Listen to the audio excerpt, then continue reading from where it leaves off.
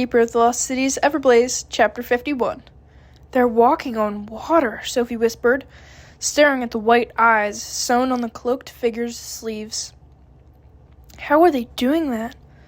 Let's worry about that later, okay? Keith asked, grabbing the glowing bottles and pulling a goblin throwing star out of the pocket of his sleeve. Right now, there's 3 of them and 3 of us. I think we can take them. The only one taking them will be me, Sandor growled, throwing Sophie and Keith over each of his shoulders and running them into the palm trees. He dropped them behind a wall of fern-like bushes and took the bottles of starlight. Stay here. I mean it, Sophie. Don't move unless absolutely necessary. But do not argue with me, Sophie cowered. I'll cover us, Keith promised, as Sandor handed him one of his melders. Good, and I, Sandor grabbed his other melder, am going to catch these villains once and for all. He slashed his sword over their heads, covering them with fallen leaves, before he charged back towards the waves. The bushes blocked their view of the beach, but Sophie could hear deep voices mixed with the roar of the ocean.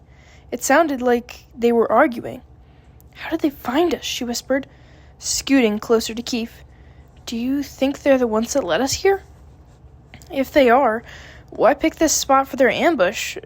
That underground cave would have been a way easier place to catch us. True, but how could they have followed us through all those leaps? And why aren't the Black Swan here? We are.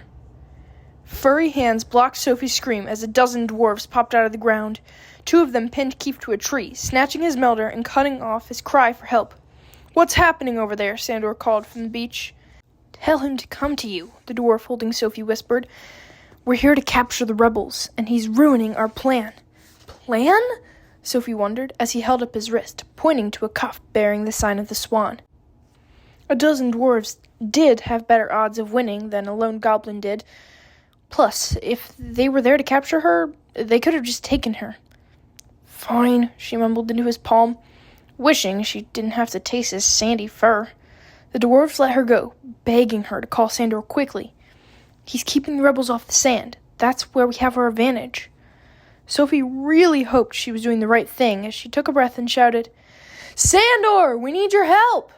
On my way, Sandor called, tearing into the bushes. The dwarves dove back into the ground, and their feet had barely disappeared when Sandor burst through the ferns behind Keith, sword raised. What's going on? Are you okay? Sophie nodded, trying to figure out how to explain. But Sandor was already sniffing the air. Dwarves had been here. He took off after them. Despite Sophie's cries to stop, the starlight around his neck cast a glow over the shadowy beach.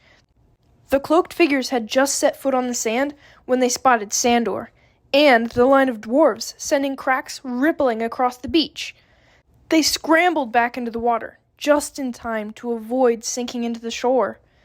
Sophie and Keith caught up with Sandor as he drew his sword at the dwarves.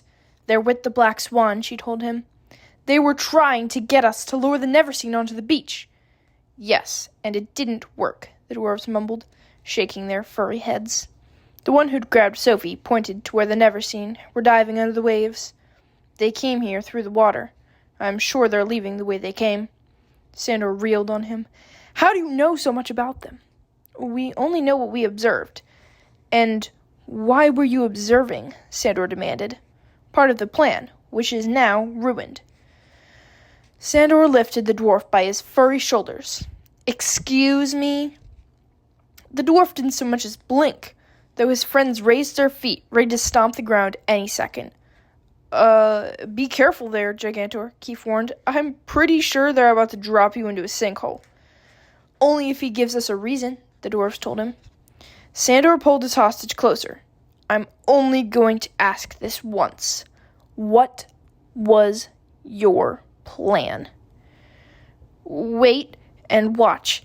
If the rebels showed up, catch them. It would have worked if you hadn't chased them off the sand. You planned for us to be ambushed? Sandor snarled. We suspected that you would be. Why? Sophie asked. And why didn't you warn us? It was not our decision, the dwarf told her, squirming out of Sandor's grip like a cat. I'm sure our commander had his reasons. And where is your commander? Sandor asked, monitoring the situation off-site. Sophie rolled her eyes. Of course he is. Why bother showing up for a meeting that he called? This was never a meeting, Miss Foster. It was a test. A test of what? Keith asked. Our security. And yours. And that is all I can tell you. Also, I must give you this. He dug around in his fur, pulling out a smooth, slightly opaque stone with a single facet along one edge. Hold the moonstone to the light, and it will create a path back to your home. Sophie reached to take it, but he insisted they give him the bottles of starlight and the Magsadian charm first. Will you give your commander a message for us? Keith asked, as Sandor grumpily made the trade. The dwarves exchanged a glance before their leader told Keith, Go ahead. Keith stalked closer, crossing his arms with a smirk.